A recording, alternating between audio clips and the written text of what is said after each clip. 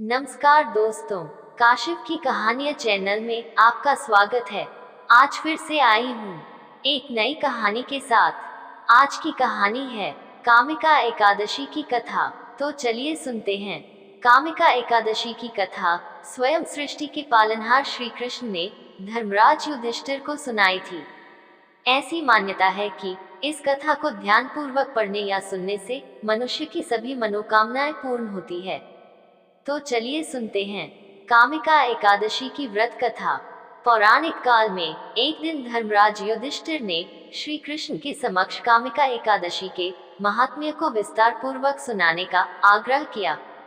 धर्मराज युधिष्ठिर ने श्री कृष्ण से कहा कि हे प्रभु, मैंने आषाढ़ माह की शुक्ल पक्ष की देवशयनी एकादशी का महात्म्य तो सुन लिया। अब आप कृपा करके मुझे सावन माह से कृष्ण पक्ष में आने वाली कामिका एकादशी की कथा विस्तार पूर्वक सुनाएं। युधिष्ठिर जी का यह आग्रह सुनकर भगवान श्री कृष्ण बोले, एक बार इस एकादशी की पावन कथा को भीष्म पितामह ने लोकहित के लिए नारद जी से कहा था। एक समय नारद जी ने कहा, हे पितामह, आज मेरी श्रावण के कृष्ण पक्ष की एकादशी की कथा सुनने की इच्छा है, अतः आप इस एकादशी की व्रत कथा विधान सहित सुनाएं। नारद जी की इच्छा को सुन पितामह भीष्म ने कहा, हे नारद जी, आपका प्रस्ताव अत्यंत सुंदर है।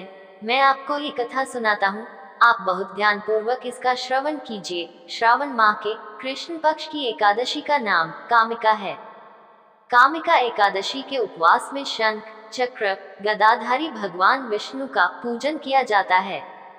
जो मनुष्य इस एकादशी पर धूप दीप नैवेद्य आदि से भगवान विष्णु की पूजा करते हैं, उन्हें गंगा स्नान के फल से भी उत्तम फल की प्राप्ति होती है।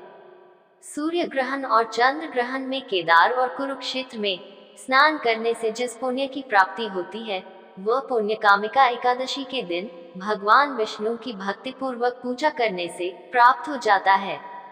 भगवान विष्णु की श्रावण माह में भक्ति पूर्वक पूजा करने का फल समुद्र और वन सहित पृथ्वी दान करने के फल से भी ज्यादा होता है। संसार में भगवान की पूजा का फल सबसे ज्यादा है, अतः भक्ति पूर्वक भगवान की पूजा न बन सके तो श्रावण माह के कृष्ण पक्ष की कामिका एकादशी का उपवास करना चाहिए। आभूषणों से युक्त बछड़ा सहित गोदान करने से जो फल प्राप्त होता है, वह फल कामिका एकादशी के उपवास से मिल जाता है। इस व्रत को करने तथा श्रीहरि की पूजा से गंधर्वों एवं नागों सहित सभी देवी देवताओं की पूजा हो जाती है। यह व्रत मनुष्यों के पितरों के पापों को धो देता है। इस व्रत के प्रभाव से स्वर्ग की प्राप्ति होती है तथा उसके पितर भी स्वर्ग में अमृत पान करते हैं। संसार सागर तथा पापों में फंसे हुए मनुष्यों को इनसे मुक्ति के लिए कामिका एकादशी का व्रत करना चाहिए। कामिका एकादशी के उपवास से भी पाप नष्ट हो जाते हैं। जो मनुष्य इस दिन तुलसी दल से भक्ति पूर्वक भगवान विष्णु का पूजन करते हैं, वे इस संसार सागर में रहते हुए भी इस प्रकार अलग रहते हैं, जिस प्रकार कमल पुष्प जल में रहता हुआ भी जल से अलग रहता है। जो मनुष्य प्रभु का तुलसी दल से पूजन करते हैं, उनके सभी पाप नष्ट हो जाते हैं। हे नारद जी, मैं भगवान की अति प्रिय श्री तुलसी जी को प्रणाम करता हूँ। तुलसी जी के दर्शन मात्र से मनुष्य के सभी पाप नष्ट हो जाते हैं और शरीर के स्पर्श मात्र से मनुष्य पवित्र हो जाता है। इस प्रकार कामिका एकादशी की कहानी की ये व्रत कथा पूरी होती है। कहानी पसंद आए तो चैनल को लाइक और सब्सक्राइब करें।